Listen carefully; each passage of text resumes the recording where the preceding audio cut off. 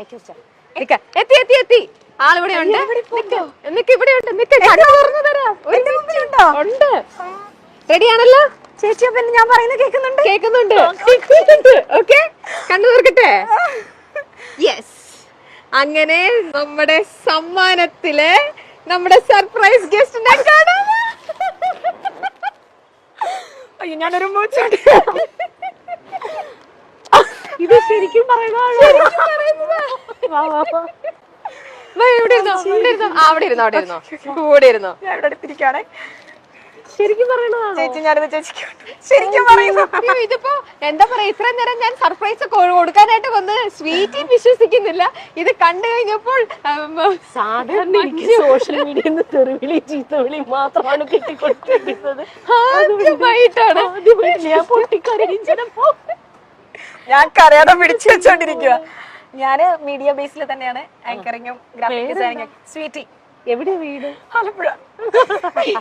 ഇത് മാത്രമേ വരുന്നുള്ളൂ. മഞ്ജു പത്രോസ് എന്ന് പറഞ്ഞ ഒരാളെ കാണാൻ വേണ്ടിയിട്ട് ഇവിടെ എറണാകുളത്ത് ഹോളിഡേ ഇൻ ഹോട്ടലിൽ വന്ന് താമസിക്കായിരുന്നു. ചുമ്മാ, സത്യം. എന്നെ കാണാൻ കേൾക്കുമ്പോഴത്തോട്ട് വന്നപ്പോ എപ്പോ വിളിച്ചാലും തിരുവനന്തപുരത്തല്ലേ, ഷൂട്ടിങ്ങിന്റെ തിരക്കിലല്ലേ, അവിടെ ഒന്നും ഇല്ലല്ലോ. ഇവരോട് പറഞ്ഞിട്ട് തന്നെ കുറച്ചായി. എന്നിട്ട് അവര് കുറെ റിസ്ക് എടുത്തിട്ട് എന്നാലും ഞാൻ പക്ഷെ കാണാൻ പറ്റുമെന്ന് വിചാരിച്ചില്ല. So much. ആക്ച്വലി ഞാനാണ് താങ്ക്സ് പറയേണ്ടത്. സത്യമായിട്ട് ഇവര് കണ്ണു തുറക്കുമ്പോ കൂടെ എന്നോട് പറയും ഇത് നമ്മുടെ പ്രാങ്ക് എപ്പിസോഡ്. ഞാൻ ഇവിടെ പറഞ്ഞിട്ട് വരുന്നു പ്രാങ്ക് എപ്പിസോഡാന്ന് പറയുന്ന വിചാരം. സത്യമായിട്ട് ഞാൻ കാണാൻ പറ്റുന്നില്ല. സത്യത്തിൽ വിശ്വസിക്കാൻ പറ്റുന്നില്ലല്ലേ. ഇവിടെ ആർട്ടിസ്റ്റും ആരാധികയും തമ്മിലുള്ള കെട്ടിപ്പിടുത്തവും കരച്ചിലും ഇമോഷണൽ ഇതുമാണ് ഇവിടെ വർക്ക്ഔട്ട് ആയിരിക്കണത്. അപ്പയും അമ്മയും മഞ്ജുവിന് വേറൊരു കാര്യം അറിയാം, നമ്മൾ ഇത് ശരിക്കും ജെനുവിൻ ആയിട്ടാണോ പറയണത് നമുക്കും അറിയില്ലല്ലോ. മഞ്ജുവിനെ നമ്മളൊരു പുതിയ പ്രോഗ്രാം സ്റ്റാർട്ട് ചെയ്തതാ, സമ്മാനം എന്ന് പറഞ്ഞിട്ട്.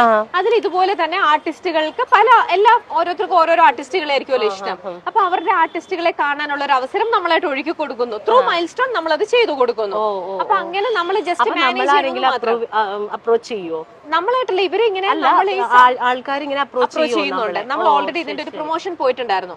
സമ്മാനം ഇങ്ങനെ പ്രോഗ്രാം ഉണ്ട്, അപ്പൊ നിങ്ങളുടെ ഇഷ്ടപ്പെട്ട ആരാധകരെ കാണണമെന്നുണ്ടെങ്കിൽ നിങ്ങൾ ഇങ്ങനെ ചെയ്യുമെന്ന് പറഞ്ഞു. അപ്പൊ അങ്ങനെ പക്ഷെ ഇവരിങ്ങനെ പലരും പറയുന്നുണ്ടല്ലോ. ഒരുപാട് പേര് വന്നു കേട്ടോ മഞ്ജു. പക്ഷെ നമുക്ക് അതിനകത്ത് ഇതിൽ ആരൊക്കെ ജെനുവിൻ നമുക്ക് അറിയില്ലല്ലോ. അപ്പൊ അതില് വന്നു കഴിഞ്ഞപ്പോഴത്തേക്ക് ഇവിടുന്ന് സ്വീറ്റ് പറഞ്ഞതെന്ന് വെച്ചാല്, സ്വീറ്റ് വെറുതെ അല്ല ഭാര്യയിലെ രണ്ടുപേരും കരയാ. വെറുതെ അല്ല ഭാര്യയിലെ അന്ന് മുതൽ ഒരു 100 ഫോട്ടോസ് അയച്ചു തന്നിരിക്കണത്. എത്ര വയസ്സുണ്ട്? ക്യാമറ എനിക്ക് ഞാൻ 10ാം ക്ലാസ്സിൽ പഠിക്കും. ഇപ്പൊ എത്ര വയസ്സുണ്ട്? 24. അത്രയൊന്നും തോന്നൂലട്ടോ. അല്ലെ, ഞാൻ വീട്ടിലെല്ലാവർക്കും അറിയാം. ഞാൻ വീട്ടിലും വലിയ കാര്യമായിട്ട് എപ്പോഴും പറയാറുണ്ട്. എനിക്ക് ചേച്ചിനെ കാണുമ്പോ എനിക്ക് ഭയങ്കര ഇഷ്ടം. എന്തുകൊണ്ടാ, ഇനിയെങ്കിലും പറയും, എന്തുകൊണ്ടാ മഞ്ജു ചേച്ചിന് ഇത്ര ഇഷ്ടം? എന്താണെന്നറിയോ, മഞ്ജു ചേച്ചിനെ പോലെ ആക്ട് ചെയ്യണമെന്നുണ്ടോ? എനിക്ക് ഭയങ്കര ഇഷ്ടം അത്.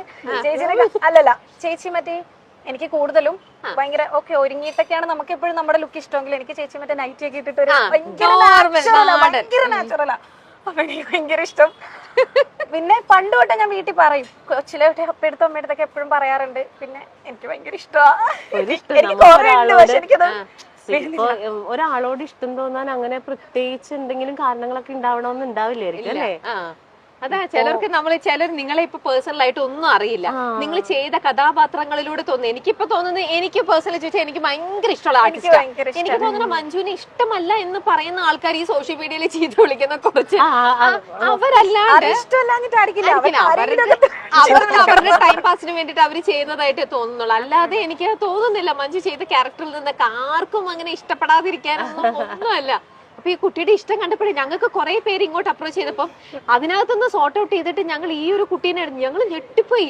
വെറുതെ തുടങ്ങിയ സമയം മുതലുള്ള ഫോട്ടോസ് എല്ലാം കളക്ഷൻസ് പറയുമ്പോഴൊക്കെ എന്റെ വിചാരം എന്താ അറിയോ, ഇപ്പൊ നമ്മളെല്ലാം സോഷ്യൽ മീഡിയയിൽ വർക്ക് ചെയ്യുന്ന ആൾക്കാരാണ്. നമ്മളൊരു പ്രോഗ്രാമിന് വേണ്ടിയിട്ട് കുറെ കാര്യങ്ങള് ഓഡിയൻസ് അറിയാതെ ക്രിയേറ്റ് ചെയ്യൂലേ. അതെ, നിങ്ങൾ ഇതൊക്കെ പറയുമ്പോ ഇത് ചിലപ്പോ ഡ്രാമയാണോ, നമ്മളിങ്ങനെ ചുമ്മാ ഫേക്ക് ചെയ്യുന്നതാണോ? അയ്യോ അല്ലാട്ടോ, 0% പറ്റോ ഇത് നടക്കുമെന്ന് എനിക്ക് അറിയത്തില്ല. പക്ഷെ എന്നാലും ഞാൻ ആദ്യം അപ്രോച്ച് ചെയ്ത് അത് കഴിഞ്ഞിട്ട് ഞാൻ ഭയങ്കര സ്ട്രോങ് ആയിട്ട് പറഞ്ഞു. എന്തായാലും എന്നെ പോലെ ഉള്ളവർ തന്നെ ആയിരിക്കുമല്ലോ ഓരോരുത്തരെ കാണണം എന്ന് പറഞ്ഞ് ഇവരോട് പറയുന്നേ. അപ്പൊ ഞാൻ ഭയങ്കര സ്ട്രോങ് ആയിട്ട് പറഞ്ഞിട്ട് ഞാൻ വീട്ടിലെ അമ്മയോടും പറഞ്ഞു, നമ്മൾ അത്ര ആത്മാർത്ഥമായിട്ട് പറഞ്ഞ എന്തായാലും കാണാൻ പറ്റാണ്ടിരിക്കില്ല.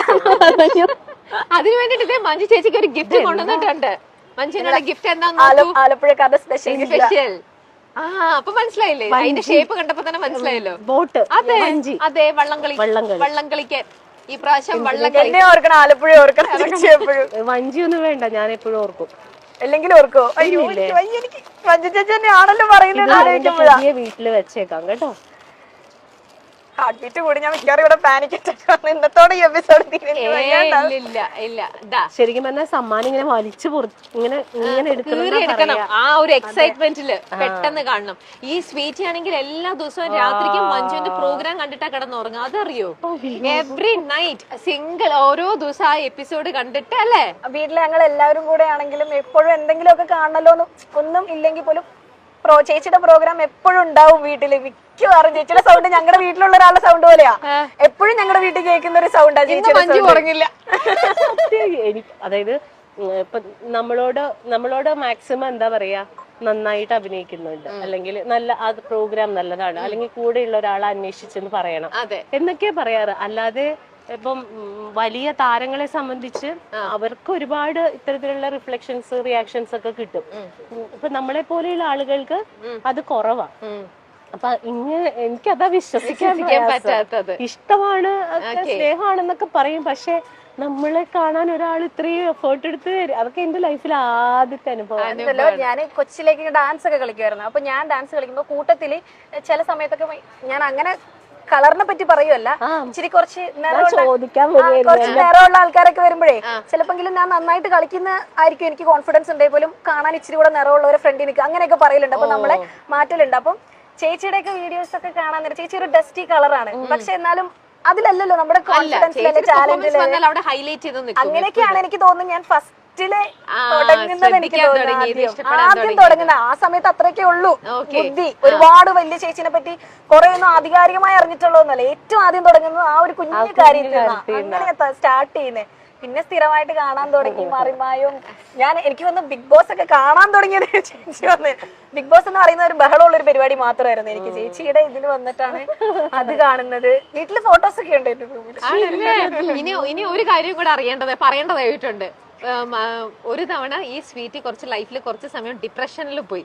ആ കഥയും കൂടെ പറഞ്ഞു കൊടുക്കുക, എന്തുകൊണ്ടാണ് ലൈഫിൽ ഡിപ്രഷനിൽ പോയത്? ഇതുപോലെയൊക്കെ തന്നെയുള്ള കാര്യങ്ങളൊക്കെ കൊണ്ട് തന്നെയാണ്. കാരണം ഞാന് ഇങ്ങനെ കുറെ കാര്യങ്ങളിൽ മുമ്പോട്ട് ആർട്ട് പരമായിട്ടൊക്കെ ചെയ്യാൻ, ഇപ്പൊ ആങ്കറിങ് ആണെങ്കിലും ഡാൻസിങ് ആണെങ്കിലും കലാപരമായിട്ട് മുമ്പിലോട്ട് വരുമ്പോ ചിലപ്പോ ഞാൻ നന്നായി ചെയ്യുമായിരിക്കും. അപ്പൊ എന്റെ കൂട്ടത്തിലുള്ള ആൾക്കാരൊക്കെ തന്നെ ആണെങ്കിലും അറിയാമെങ്കിൽ പോലും പിന്നെ അവര് വളർത്തില്ല. അവര് ഇങ്ങനെയുള്ള കാര്യങ്ങൾ പറഞ്ഞ് എന്നെ തളർത്താൻ നോക്കിയിട്ട് ഒരുപാട് വിഷമിച്ചിട്ടുണ്ട്. അമ്മയുടെ അടുത്ത് ഒത്തിരി കരഞ്ഞിട്ടുണ്ട്. അപ്പോഴൊക്കെ നമുക്കൊരു ധൈര്യമല്ലേ ചേച്ചിയൊക്കെ. പിന്നെ യൂട്യൂബ് ചാനൽ ഉണ്ടായിരുന്നില്ലേ ബ്ലാക്കീസ്, അത് സ്ഥിരം കാണുമായിരുന്നു. അത് കണ്ടോണ്ടിരുന്നപ്പം വീട്ടിൽ സ്ഥിരം പിന്നെ പ്രശ്നമായി. ഇങ്ങനെ ഭയങ്കര അഡിക്റ്റഡ് ആയിട്ട് ഇരുന്ന് കണ്ടിന്യൂസ് ഇരുന്ന് കാണും. ടൂ മച്ച് ഇരുന്ന് കാണുമ്പോഴത്തേക്ക് അപ്പൊ വീട്ടിൽ അവർക്ക് പ്രശ്നം തോന്നില്ല. ഇതെന്തിനാ നീ ഫുൾ ടൈം ഇങ്ങനെ മഞ്ജുവിന്റെ ഇങ്ങനെ കാണുന്ന? അങ്ങനെ വീട്ടിൽ കുറച്ച് പ്രശ്നമായി. അപ്പൊ ഇവൾക്ക് പിന്നെ കാണാൻ പറ്റുന്ന ഒരു സിറ്റുവേഷൻ ആയില്ല. അവരെന്തോ വഴക്ക് പറയുന്നു. അപ്പയ്ക്ക് കുറച്ചുകൂടെ മനസ്സിലാവുമായിരുന്നു. എപ്പൊ നോക്കിയാലും ഇതിങ്ങനെ കണ്ടോണ്ടിരിക്കുമ്പോഴേ അവർക്ക് മനസ്സിലാവുന്നില്ലല്ലോ. അപ്പൊ ഈ കുട്ടി എന്തിനാ ഈ മഞ്ജുവിന്റെ ഈ ബ്ലാക്കീസ് എപ്പോഴും കാണുന്നത്? അങ്ങനെ വീട്ടിൽ കാണരുത് എന്നും പറഞ്ഞുകൊണ്ടൊന്ന് ലോക്ക് ചെയ്തു. അപ്പൊ ഈ കുട്ടി ഒരിക്കലും പ്രതീക്ഷിക്കുന്നില്ല. അത്രയ്ക്ക് ഇഷ്ടമാണ് ഞാൻ ഒരിക്കലും ഇങ്ങനെ കാണാൻ പറ്റുന്നുള്ള. ഒരിക്കലും അമ്മ എപ്പിസോഡ് കാണുമ്പോ അമ്മയായിരിക്കും ചിലപ്പോ ആദ്യം കരയുന്നത്. സത്യമായിട്ടും അപ്പയ്ക്ക് മനസ്സിലാവും. ആ വിഷമമൊക്കെ മാറിയോ?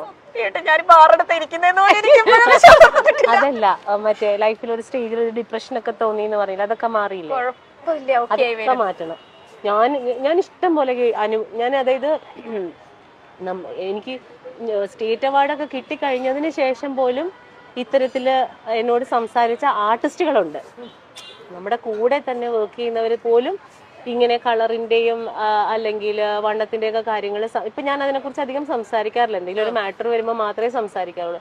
സംസാരിച്ച ആളുകളുണ്ട്. പക്ഷെ അത് പ്രൂവ് ചെയ്യേണ്ട കടമ എന്റെയാണ്.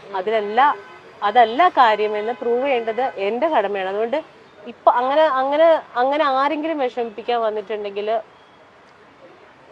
നിനക്കപ്പുറം ഞാൻ കിടക്കുമെന്ന് സ്വയമെങ്കിലും പറയണം കേട്ടാ.